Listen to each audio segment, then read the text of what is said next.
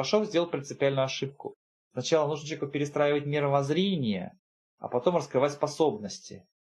Потому что способности, они могут дать человеку и магические так называемые способности. Как человек ими воспользуется, зависит от его нравственности. И Левашов делал очень серьезные ошибки по этому поводу. Он много этих ошибок достаточно сделал, и потом, видимо, эти вещи понял. То есть он перестал людям перестраивать мозг. Мозг – это механизм, который позволяет человеку в той или иной степени иметь влияние на окружающий мир. То есть он раскрыл способности мозга, но не дал понятия, в каких пределах можно работать. То есть он не проверил человека. Это вроде того, как людям дают права. Причем дать права проверяют, достаточно он адекватный, чтобы ему эти права давать.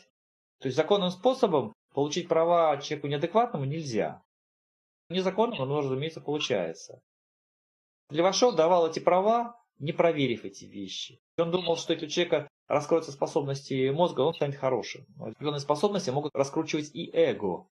Какой сделать выбор человек, неизвестно. Когда человек уже сложился как личность, как сущность, когда у него есть путь, когда у него есть понимание, есть духовно-нравственные ценности, есть разумность, то такому человеку инструменты давать можно, и то за ним следить нужно. Чтобы в определенный момент ему не свернули мозг, и он не стал, например, фанатиком. Такие случаи тоже бывают иногда. Когда хорошим людям подкидывают фальшивые, как это в Библии.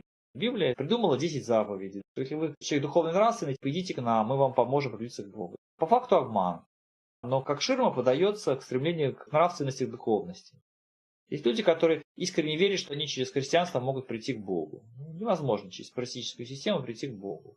Можно пытаться какие-то законы, которые там где-то прописаны в Библии, как-то использовать для развития. Но это вроде того, как пытаться использовать испорченную машину.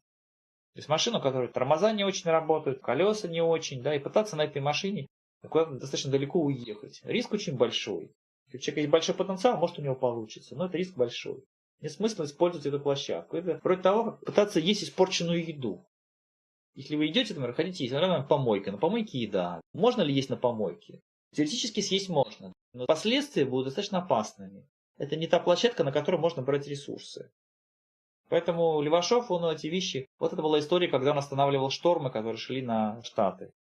Он не понимал, почему эти штормы идут и в чем причина их. Сами по себе эти штормы, это было следствие той деятельности, которую вело правительство Соединенных Штатов. И которая поддерживалась, по сути, народом Соединенных Штатов. Кем-то неосознанно, кем-то осознанно. Эта же природа, она запускала механизм кармы. Но Левашов до этих вещей не дошел. Он увидел только научную внешнюю составляющую. Это была большая ошибка. Как говорят, это была одна из причин, почему он погиб. Когда его не поддержали те, кто мог поддержать. Он как ученый совершил некоторые ошибки. Я считаю, что это ошибка. Задача волхвов была создать тайное общество и с помощью этого тайного общества бороться с паразитами. Когда открытая война невозможна, воюют тайные силы. Это была их ошибка. Я считаю, что это их была ошибка. Она бы спасла и свою семью, и многих бы других людей бы спасла.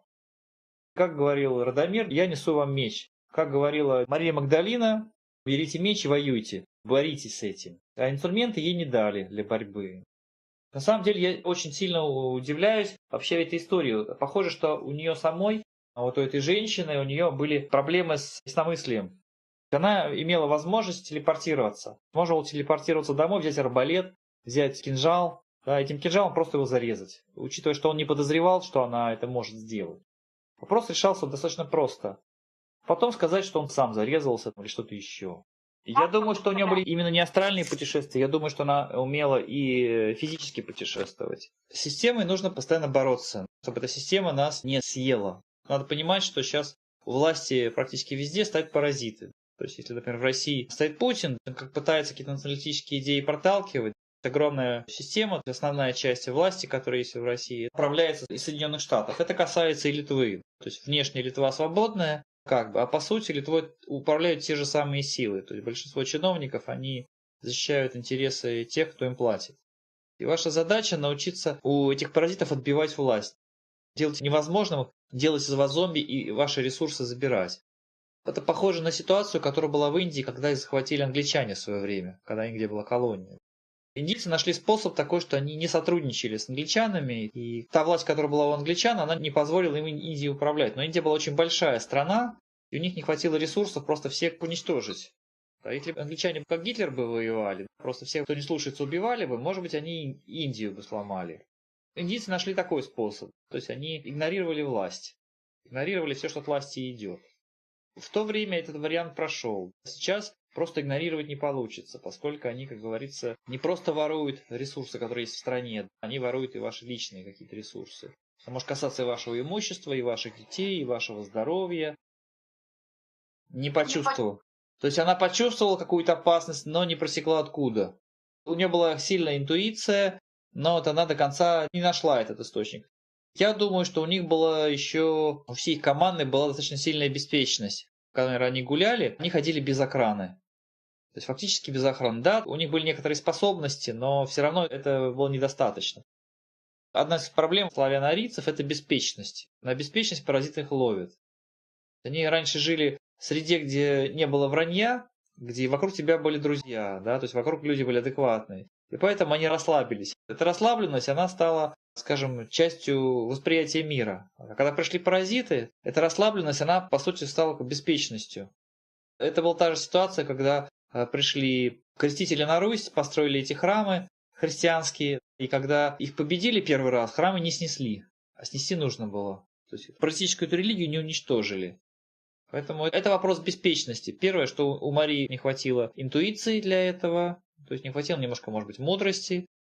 Я считаю, что это беспечность. Но это ты когда на поле боя, тебе не может не хватить каких-то ресурсов для того, чтобы выиграть. Какие были у нее ошибки? Я считаю, что это была частичная беспечность, плюс, может быть, какая-то часть его сознания была заблокирована, поскольку решетка на тот момент уже стояла над землей, и какие-то моменты, которые, может быть, у нее были в способностях, они были заблокированы. Плюс, видимо, у нее не было опыта борьбы с паразитами, и она не знала этих механизмов. То есть она боролась теми инструментами, которые недостаточно эффективны. Во-первых, они сидели в этой долине магов, а вокруг христианство подминало под себя остальной мир. Она вербовала солдат, сворачивала мозги людям. То есть нужно было воевать, и воевать серьезно.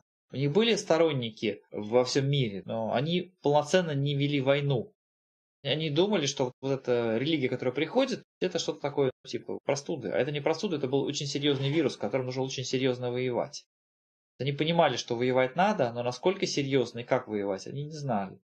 Это была особая ситуация. Я думаю, что во многом было связано с тем, что стояла вокруг Земли решетка специальная, которая немножко в известной степени закрывала способности людей. Сейчас что-то стоит, какие-то вещи есть. Сейчас тоже. Но вот Левашов что-то снял. Многие люди начинают просыпаться в этом плане.